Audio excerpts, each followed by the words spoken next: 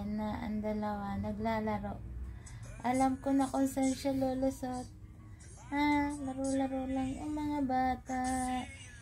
Maya yan, makakawala na yan. Alam na ang lusutan. Diyan ka pala nalusot ha. Hindi siya makadaan kasi na nakaharang kung malaki. Oo, naaway siya. Yan na. Ito yung maliit. Marunong maghanap ng butas. Kasi pinakamaliit po siya sa lahat.